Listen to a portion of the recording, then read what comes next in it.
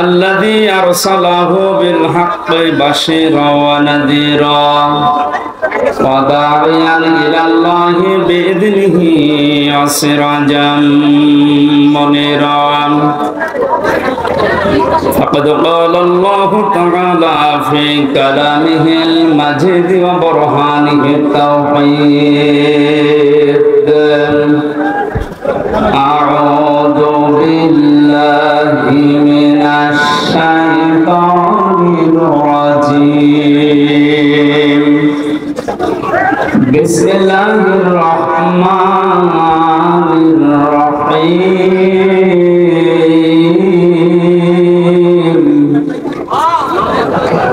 يا أيها الذين آمنوا اتقوا الله وكونوا مع الصادقين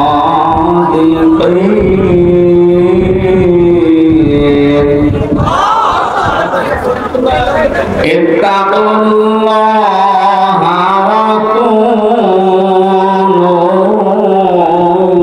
مع الصادقين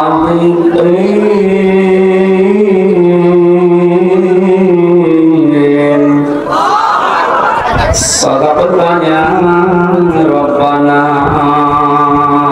اللهم صل على سيدنا مولانا محمد وعلى آل سيدنا مولانا আলহামদুলিল্লাহ। এত কথা বলেন কেন? কথা বন্ধ করেন, এমনি সময় কম দেখছে না।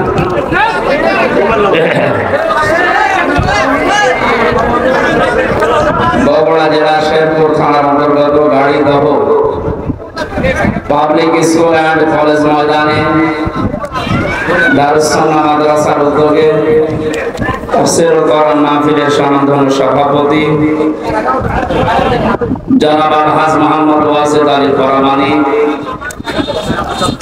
মাহফিলের প্রধান অতিথি শাইখুল মাশায়েখ বাংলাদেশ আওয়ামী লীগ শেরপুর উপজেলা শাখার সম্মানিত সভাপতি বিশিষ্ট আইনজীবী আলহাজ অ্যাডভোকেট গোলাম ফারুক আতাল্লাহু আমরাহু ওয়া বারাকাল্লাহু ফি হায়াতি, বলেন আমিন। মাহফিলের বিশেষ অতিথিবৃন্দ, অনেক মানুষের নাম নিয়েছেন আপনারা। এমনিতেই আপনারা শুনলেন 11:30টার পরে আর কারেন্ট থাকবে না, সেই হিসাবে আমরা খুব সংক্ষেপে নির্ধারিত বিষয়ের উপরে আলোচনা করার জন্য সব বাদ দিয়ে দিলাম। ওয়ারাফা'না লাকা যিকরাক। কি আসছে কথা বলেন কেন? কেউ দাঁড়াবেন না। আরে এত উঁচু উঁচু করে দেন কেন? পেছনে মানুষ দেখতে পায় না। নিচু নিচু করে আগাবেন, এখন থেকে আগামীতে নিচু নিচু করে পেছনের মানুষের কোনো ডিস্টার্ব না। কেউ কথা বলবে না ভাই।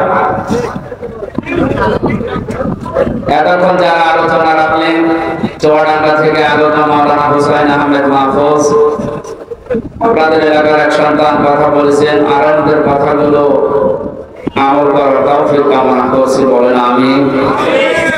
এই বগুড়া নাটোর এলাকায় আসলে কোরআনের মহব্বতে যে মানুষগুলো এগিয়ে আসেন, আমার বিশ্ববিদ্যালয় কুষ্টিয়ার শ্রদ্ধাভাজন বড় ভাই, আপনাদের পাশের জেলা নাটোরের সন্তান আলহাজ মাওলানা বজলুর রশিদ মিয়া সাহেবের ছোট জামাতা মাওলানা আব্দুল বারী রশিদি ভাই, তার হায়াতের কাজে বাসি হাতে কলিয়া কামনা করছি। উপস্থিত আছেন এলাকার সন্তান মাওলানা রেজাউল করিম ফারুকি ভাই সহ নামনাসানা অন্যান্য ওলামা ইকরাম, সম্মানিত উপস্থাপক ভাই, সামনে বসা মুসলমান ভাইরা, পর্দার আড়ালের সম্মানিত মা এবং বোনেরা, প্রশাসনের ভাইরা, প্রাণ প্রিয় বগুড়াবাসী, দল মত নির্বিশেষে কোরআনের অনুষ্ঠানে আখিরাতের পুঁজি তৈরি করার জন্য যারা এসেছি, বলেন আলহামদুলিল্লাহ। বিশ্বনবী জানিয়েছেন, কোরআনে কারিমের জন্য যে সময়টুকু মানুষ দুনিয়ায় ব্যয় করবে, মরণের পরে ওই সময়ের ওই সম্পদের হিসাব আল্লাহ নেবেন না। হাদিস অনুযায়ী আমরা যদি আমল করতে পারি, আমাদের জীবন, আমাদের সম্পদ, দুনিয়াতে যতটুকু পেয়েছি এটা যেন কোরআনের পেছনে ব্যয় হয়। বিশ্বনবী বলেন, মান করাল কুরআনা ফাস্তাযহারাহু ফাহাল্লা হালালাহু ওয়া হাররামা হারামাহু আদখালাহুল্লাহুল জান্নাহ ওয়া শাফাআহু ফি আশারাতিন মিন আহলি বাইতিহি কুল্লুহুম ক্বাদ ওয়াজাবাত লাহুন নার। ইবনে মাজাহ শরীফের হাদিস। অনেক আলেম এখানে বসে আছে, শব্দের দিকে খেয়াল করেন। আল্লাহ পাক বলেন, বিশ্বনবী মুহাম্মদ রাসূলুল্লাহ আমাদেরকে জানিয়েছেন এটা, মান ক্বারাআল কুরআনা, যে ব্যক্তি আল্লাহর এই কোরআন পড়ে। কোরআন পড়া বলতে আমরা চারটা বিষয় বুঝি। শুদ্ধ করে পড়া, এর মর্ম মানে বোঝা, এর উপর নিজের জীবনকে সেট করা, আর এইটা মানুষকে মানার মতো পরিবেশ তৈরি করে দেওয়া। কোরআন পড়া বলতে কয়টা বিষয় পেলাম? আপনি এবার মিলান তো, আপনি আসলে কোরআন পড়েন কিনা। মাহফিলের সভাপতি, প্রধান অতিথি সহ যারা এসেছে যদি জিজ্ঞাসা করেন কোরআন পড়েন, এক বাক্যে আমরা বলবো হ্যাঁ আমরা কোরআন পড়ি।